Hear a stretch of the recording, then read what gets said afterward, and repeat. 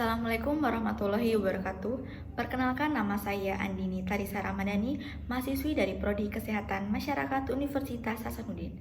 Pada kesempatan kali ini, saya akan menjelaskan beberapa hal kepada teman-teman semua terkait penentuan kadar kolesterol dalam tubuh. Apa itu kolesterol? Kolesterol merupakan senyawa lemak kompleks yang berada pada tiap sel di dalam tubuh. Kolesterol berfungsi sebagai materi awal untuk pembentukan cairan empedu dinding sel, vitamin, dan hormon-hormon tertentu seperti pada hormon seks dan lainnya. Kolesterol beredar di dalam darah dan sangat diperlukan oleh tubuh. Tetapi kolesterol akan lebih menimbulkan masalah terutama pada pembuluh darah jantung dan otak apabila kadar kolesterol dalam tubuh kita melebihi batas normal. Tujuan uji. Tujuan dari penentuan kadar kolesterol ini adalah untuk mengetahui kadar kolesterol dalam tubuh.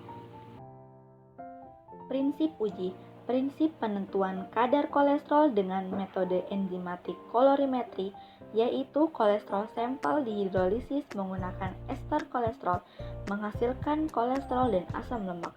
Kemudian dilakukan proses oksidasi dengan menggunakan H2O2 menghasilkan 4 kolesterol.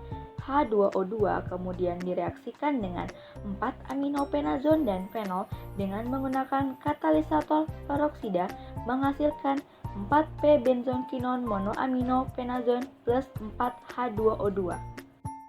Alat dan bahan: tabung reaksi, rak tabung reaksi, fotometer analyzer serum, penangas, mikropipet, dan larutan kolesterol.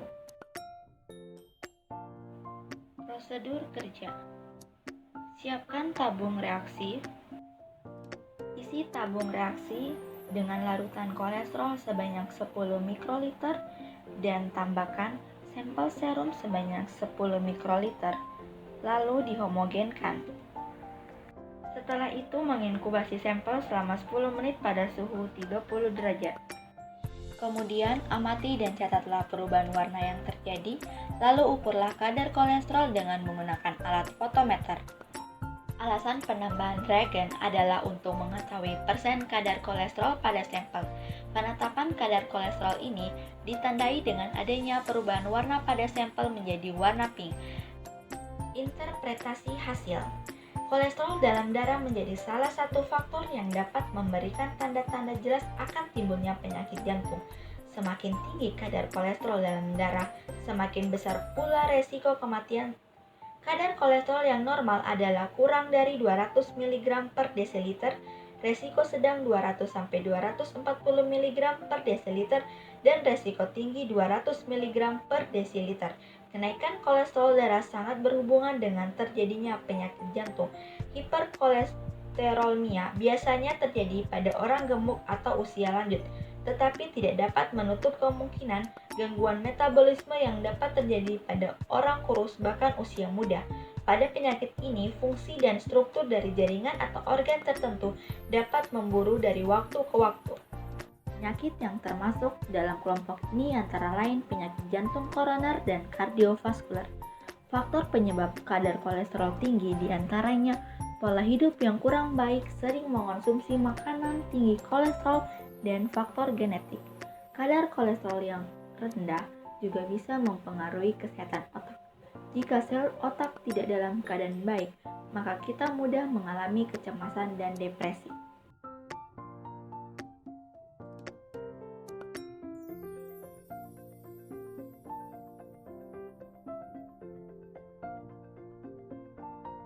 Kesimpulan, kadar kolesterol yang normal adalah kurang dari 200 mg per desiliter. Jika kadar kolesterol lebih, maka akan sangat berhubungan dengan terjadinya penyakit jantung.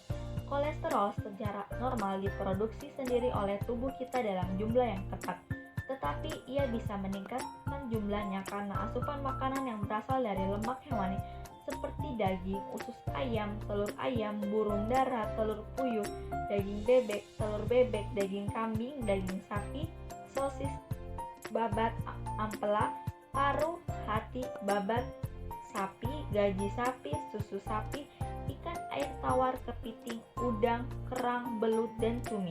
dan jika kadar kolesterol rendah, maka akan mengganggu kesehatan dan pembentukan hormon seks dan adrenal.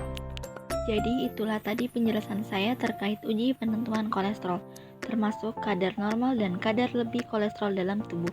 Saya rasa sudah cukup dan mohon maaf apabila masih banyak kekurangan dalam video ini. Semoga apa yang menjadi isi dalam video ini dapat bermanfaat bagi kita semua. Wassalamualaikum warahmatullahi wabarakatuh.